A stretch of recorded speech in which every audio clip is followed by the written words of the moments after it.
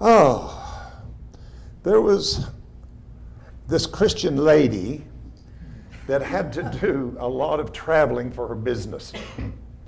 So she did a lot of flying, but flying made her nervous, and she always took a Bible along with her to read and to help her relax. One time she was saying to a man, when he saw her pull out her Bible, and he gave her a little chuckle and went back to what he was doing. After a while, he turned and said to her, "Do you really believe that stuff that's in there?" She said, "Of course I do. It's in the Bible." He said, "Well, what about the guy that was swallowed by a whale?" The lady said, "Well, I don't really know. I guess when I get to heaven, I will ask him." "What if he isn't in heaven?" the man said sarcastically. So she said to him, "Then you can ask him."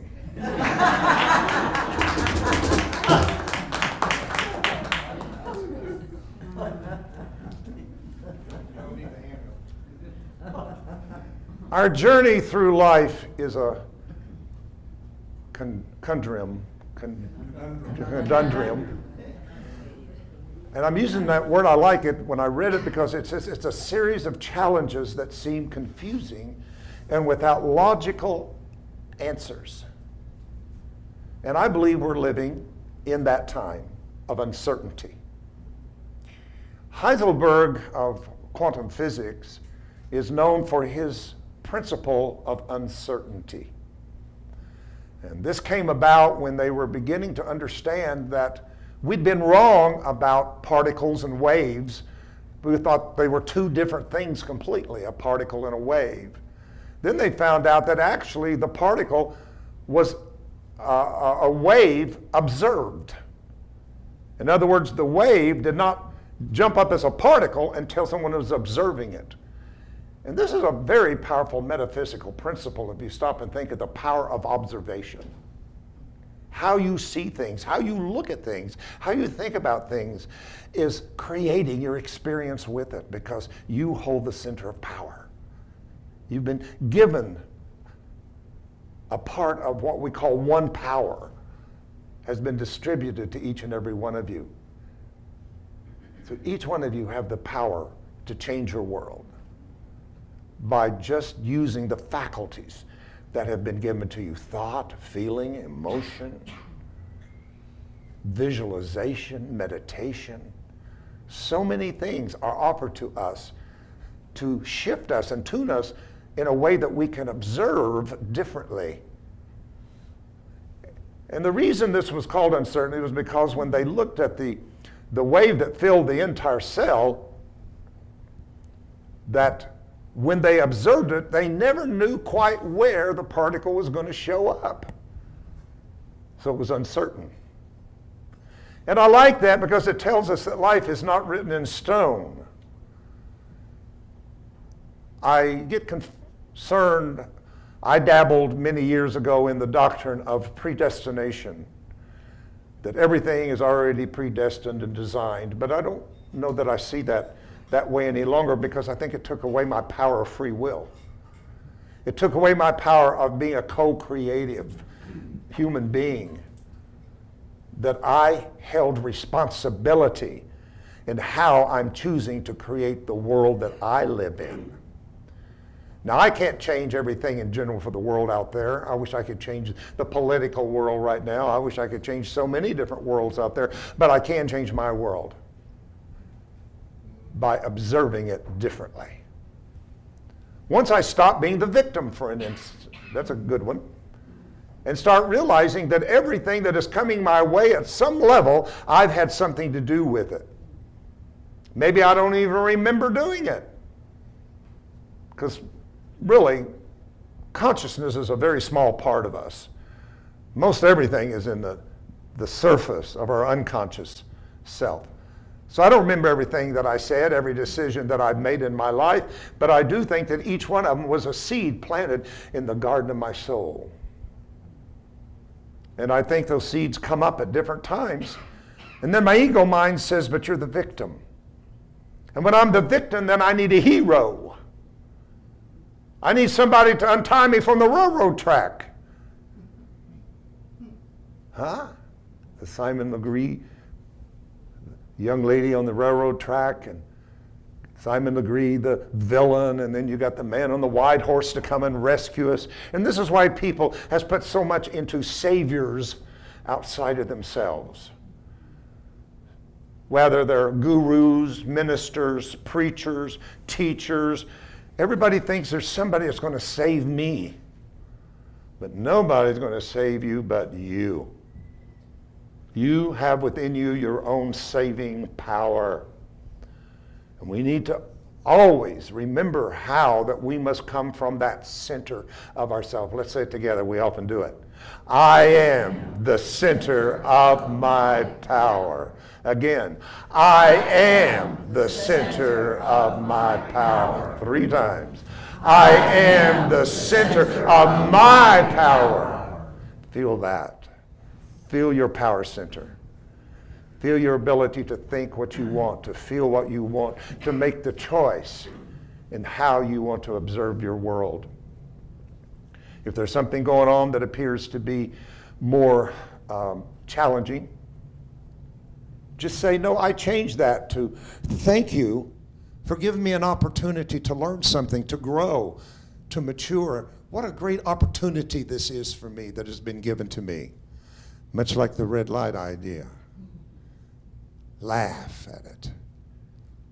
One of my most favorite challenging scriptures many years ago, which I put in one of my books that I wrote, was agree with thine adversary, which came from a quote that supposedly Yeshua Jesus said, but he said, agree with thine adversary quickly, lest he bring you before the judge and cast you into prison. I thought, why would I want to agree with my adversary? But as you know, I follow back the language and see, okay, what is the word agree? Because I think of agree as a certain thing on an intellectual level, but I thought, what is being meant here? I'm always asking, what is really meant? And it was the Greek word for agree, meant to accept without judgment, to receive it. It also meant understand. So understand your adversary, or what you call your adversary, and turn your adversary into your teacher. There's where your power lies right there. That's a shift in your perception, a perception that I am a victim of things to no, I take responsibility. Whether I remember it or not, whether I'm conscious of it or not, I receive that everything that is happening to my life is always working for my highest and best good, and according to all agreements and contracts that I made previously or during this incarnation. That's a mouthful, and that's a little some energetics. Teaching. But that's one thing we teach every practitioner. Every practitioner. Don't go in and just control a session because you think somebody is broken and they need to be fixed. Go in there and tune yourself first to their life story. In other words, I may want to heal you because you're sick, but wonder if that experience is in your contract because you got stuck and now you need to grow and rethink something until it helps you to mature. Why would I want to come in with my magic tuning forks and heal you of that? When all of a sudden Spirit says, no, they need this. They need to go through it. They're going to learn something. It's going to take them to a new place they have never been in themselves. So therefore, use your intent to give them strength and wisdom to understand. Agree with thine adversary quickly before he brings you before the judge. The judge is here, your ego, and casts you into the prison of your mind. Yeah. Isn't that powerful? Because we charge these beliefs and emotions, we give them energy and power to control us. What you're giving power to is what's going to affect your life. I talk a lot, and I have done these talks a lot about living through the time of crises. which we are doing. I don't think this is the best of times, and I don't think they're the worst of times. But I think they're the most spiritual of times. I want you to transcend from right, wrong, good, or bad to what is spiritual. Because sometimes spiritual transcends what's right or wrong, good or bad, because that's a judgment part of ourselves. We judge things right or good or bad or whatever, but we don't realize the bigger picture that spirit is working something in the background. And I've shared with you, there is no way of anything transforming itself into a new form of itself that doesn't first have to break down the old pattern of what it was. It can't just become this to that. There is a process of becoming this to that. Now, all of you here, most of you here that come here, I know you have a vision. You have a vision of yourself as an enlightened spiritual human being. You have a vision of yourself living maybe at a frequency that is beyond disease and sickness and illness and all the things that human beings deal with. I know you have a vision, or you wouldn't be here, that is beyond what your eyes see or your other senses is giving you. Spirit is giving you a different story about yourself than the story you've made up in your own head and you believe.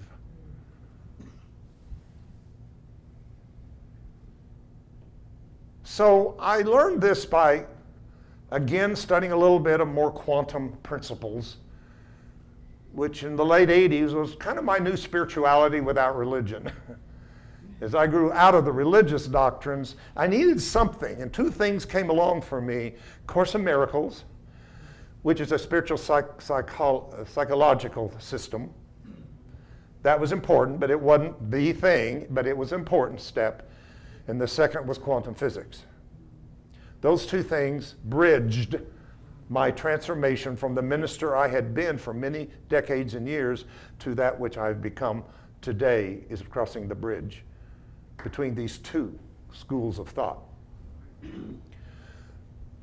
But it caught my eye when I was studying the fact of how a hydrogen atom maybe becomes a lithium atom in the table of contents of atoms. And it says the first thing that happens before a hydrogen can transform itself into a different atom, like a lithium atom, it has to become unstable and disordered. And as they observed this in the electron microscope, they noticed the pattern, the old pattern, begin to break up and become totally disoriented or chaotic. Molecules were just going every direction. There was no longer a pattern to be seen. That was the old pattern. But something was breaking up the old pattern. And it was chaos and crises.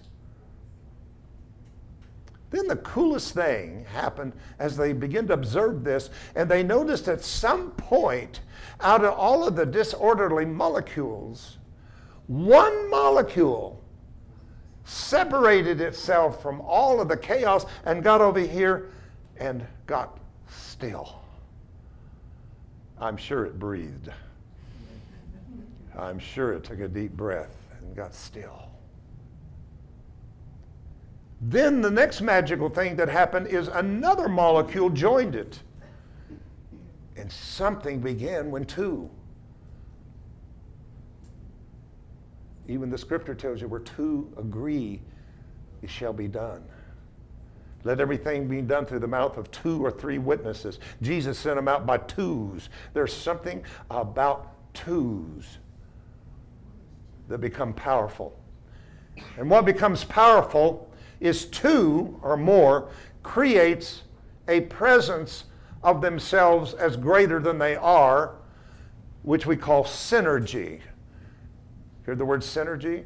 Synergy means that my individual presence becomes greater when I'm joined to your presence, and now we've created a presence that's greater than the sum of its parts. That's what synergy means. It means an energy created by two or more elements that creates an energy field greater than the individual two or three or whatever. And pretty soon the two begin to attract because they set universal law of attraction into action. And two begin to create and draw four and so on until it finally reached the tipping point in which they had created themselves as a critical mass of molecules that made all of the molecules of the old pattern jump and reorganize themselves at a higher level. I'm giving you the story of what's going on in the human world today. You and I and others that are all over the world, there's little groups like HeartLight everywhere. Trust me, you're not going to hear about them because we're not filling the great coliseums, and we're not doing the mega church thing, and we're not on the television all over the world. But I'll tell you, we're here. I'm telling you, we are here. Absolutely. And it's not ever, and I've said this, it's never with the divine as quantity, it's quality. I'd rather have a few of you with some quality and depth than to have 200 of you bodies sitting out there. So our success cannot be in numbers of bodies. I'd like to see more people because I'd like to see more people who's ready to receive, not more people so we can say, oh, look how we're growing and how successful we are. No, our success is in the depths and the heights that is being offered to us. Those who will come will come. Some come, never see them again. Some come 2 or 3 times and never see them again. But they're always a seed planted. Somebody will water that seed. It may not be at HeartLight, but somewhere that seed will get watered. Somewhere they are, and God will give the increase. And some of you are the result of that. Whom have said in those churches you were raised in, and then you picked up a daily word, or you heard somebody say something about maybe unity teaching or something like that, and you didn't even get it at that time. You was pretty satisfied where you were, but the seed was already planted into the ground of your soul. And then the next time you meet somebody else, or you read something else in a book or a daily word, and you go, uh-oh, something's coming awaken me. So we are in a state of breakdown. Chaos often precedes great creativity. I've used the simple little Bible story of Israel leaving Egypt, and their destiny was the land of milk and honey. But they could not jump from Egypt into Canaan without going through the wilderness. They had to go through the desert. And the desert was their process. And I'm telling you, you're not going to enter into what your belief system is. I don't care how high it is. I don't care how great your vision is of what you want to become. You're not going to get there magically. You're going to get there through process. And that's why I'm trying to turn this more into a more teaching center. And I appreciate that you support all these workshops we had last month. We had a lot of stuff here last month. And a lot of you are so faithful to come and drive an extra time or stay a little bit extra, because this is what HeartLight is about. It is about our spiritual growth. It is about us being able and open to receive a new blueprint. Yes. Yeah. When we get the blueprint, then we become what we are in aspiring for. The pattern of transformation begins in order, but very quickly goes into disorder. Somebody said to me just this week, in fact, I've had several people say, when did this all happen? With what's going on in the world today. I don't know when it exactly just happened. Even though it was subtle and been going on for a long time, things are coming to head. I call it the coming forth of global pathology upon the body politic. Just like your body. You keep putting toxics in it, poison in it, And you think you're getting by because you ate that and you drank that and didn't bother you. But it's building up in you. Toxicity is building up until it comes to a point in when it shows up on your body. An itch, a rash, a breakout, a pimple. Like, where'd that come from and why is it there? This is what is happening to our planet. Nothing that has been hidden. I don't care what secret societies have done in the past. What they've done, they've done. I don't care about those who have hid things from us. They've done it. Because it doesn't matter now, because everything that is in secret shall be revealed and shouted from the housetop. That's what we're living in right now. This is a very spiritual thing that is happening. I just sang this morning by the way, I'm so glad to have my family here today. My grandson, my daughter, my son-in-law. But I don't know what I was saying, but I'm just saying, I say to people all the time, like, I know we don't get it, and we think everything has gone to hell in a handbasket.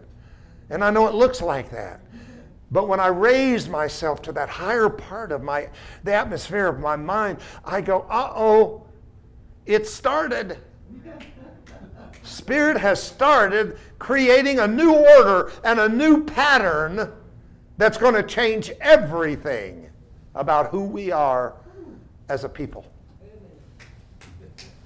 And we need to understand that that's going on today, the uncertainty of how to deal with it. How do I accept it? What do I do with it? All of that is the doorway into the mystery and the doorway into surrender. The greatest thing that any of us can do is to relax in spirit. I don't know that I can relax in the natural, because I feel pretty uptight about a lot of things that's going on. But if I meditate and contemplate and learn how to enter my spiritual higher self, I find rest. You can find rest. We should be in a state of rest. The crisis begins without a warning, shatters assumptions about the way the world works, changes our story and the stories of our neighbors. The reality that was so familiar to us is gone suddenly, and we don't know what's happening. How many times do I hear people say, "What in the hell is going on?" It's called change and transformation. We can identify three common elements of this crisis. Let's look at them. One, the evidence is usually unexpected. Boy, a lot of things that are happening right now, I would have never expected that it'd go this far. So I'm living in the time that I'm not expected it to be. In fact, I expected a much better outcome from what the years I've been ministering. I thought we'd be much further. Next, the person or community is unprepared. Boy, we need to hang with that one. Yeah. How prepared are you? Now, I'm not talking about going and getting cans of stuff, which may not be a horrible idea for you that feel by the Spirit that you need to be prepared for any kind of disasters or whatever. I think it's a great idea. I know Tim and I have a wonderful generator, and recently we got to use it. It automatically just came on in our house, and we did not lose any electricity or nothing because we are prepared for a hurricane or anything that happens today. But it's not a bad idea to be prepared. But I'm talking about inner preparation. Are you prepared to not be knocked out consciously by the ego's illusions of the world? That's right. Can you hold and stabilize yourselves in your faith? Can you stand still and see the salvation of the world? Can you hold your vision of a planet filled with light? Yes. Or the joy that was talked about today? Yes.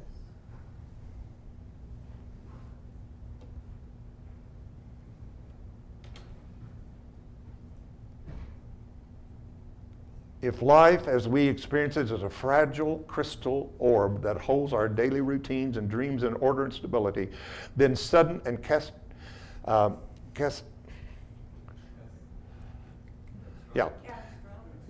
thank you. I'm talking too fast. Catastrophic crisis shatter the illusion of normalcy. Nothing is normal as I knew normal today in this time of so much chaos.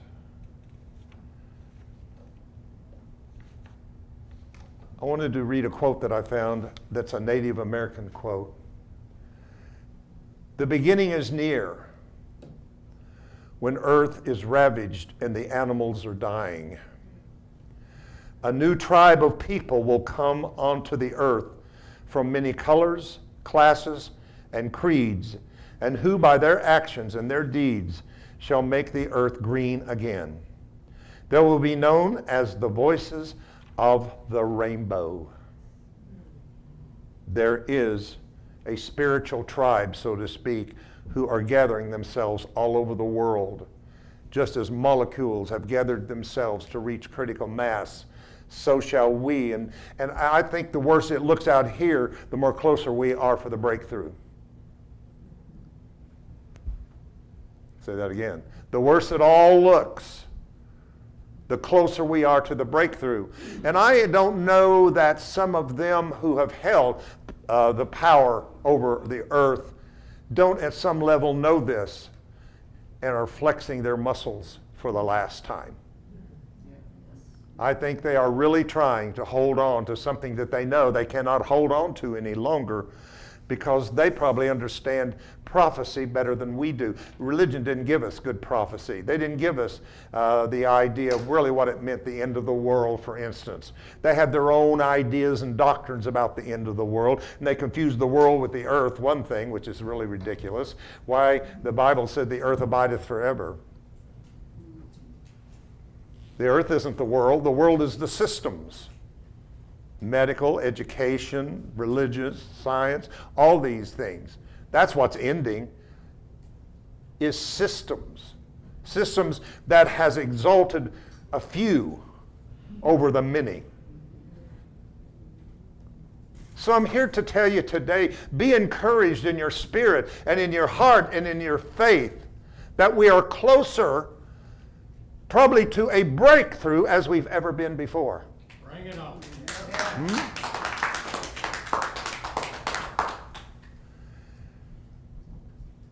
E.O. Wilson, 1929, says in the American Biologist, we are drowning in information while starving for wisdom.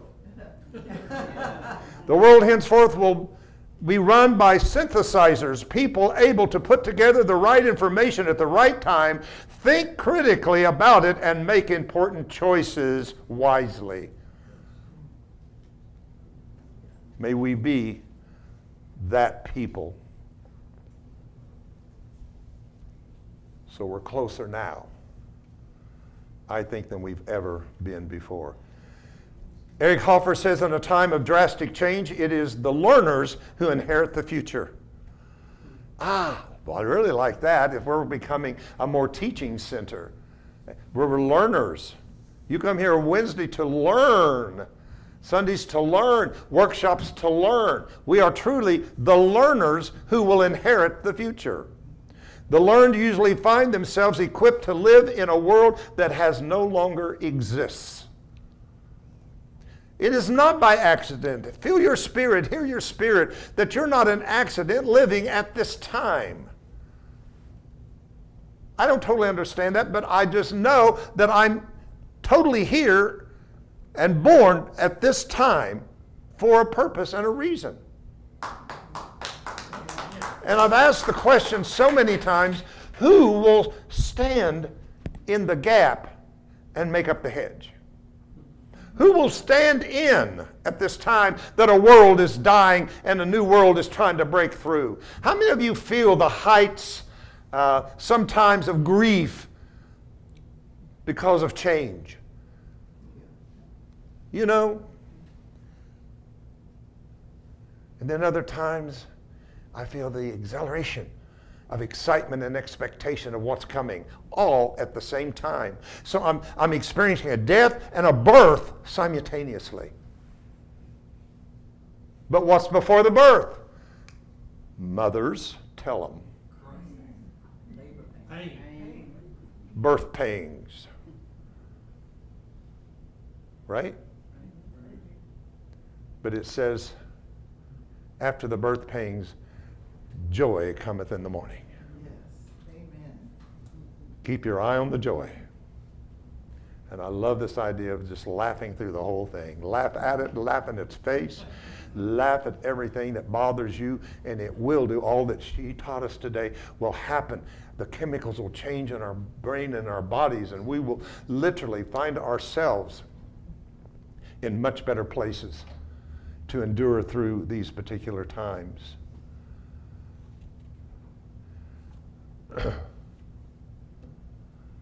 And I'd like to close with one of my favorite. I'm not a big poem person, but I like this one. It's called Sleep of the Prisoners by Christopher Fry. Thank God our time is now, when wrong comes up to face us everywhere, never to leave us till we take the long stride of soul men ever took. Affairs are now soul size. The enterprise is exploration into God. What are you waiting for? It should be, not making for it. It takes so many thousand years to wake, but will you wake for pity's sake? I want you to get that. This is when wrong comes up everywhere. Nothing shall be hidden. Everything comes up. All of our pathologies, all of our karmic debts come to meet us. So maybe you're in your life right now wondering, now wait a minute, I've been in this for a lot of decades. I've been meditating, I've been praying, I've been to the workshops, I've got all the credentials, I've got all the hours in this thing. Why is this happening to me? I thought I would be much further along than dealing with some of these issues that I'm dealing with. And I'll tell you what, some of us are dealing with some very serious issues. There's some serious things going on in this group. Physically, a lot of people. That prayer list could be much longer. Could be much longer with what's going on. So we're seeing a time in which we are seeing a lot come forth. But how shall we deal with it? I think we deal with it differently than most religion does, who wants to use prayer to fix people, whereas we use prayer to affirm people to their wholeness. As I look into your wholeness, the song says.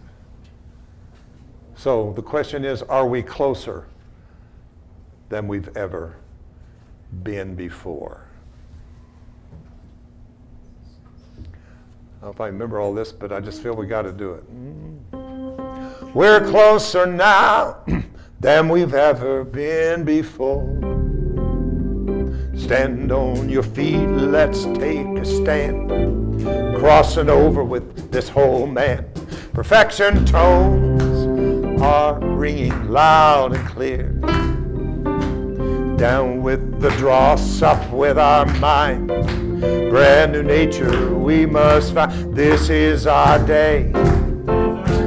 We're closer now than we've ever been before. Get on your feet, let's take a stand. Crossing over with this whole man. Perfection tones, they're ringing loud and clear. With with a dross down with our mind. Brand new nature we must find. This is our day. This is our day. We're closer now than we've ever been before. Get on your feet, let's take a stand. Crossing over with this old man. Vexing tones are ringing loud and clear. Off with a dross, down with our mind. Brand new nature we must find. This is our day. This is our day. This is our day. This is our day. This is my day. This is my day. This is our day. This is our day. This is our day.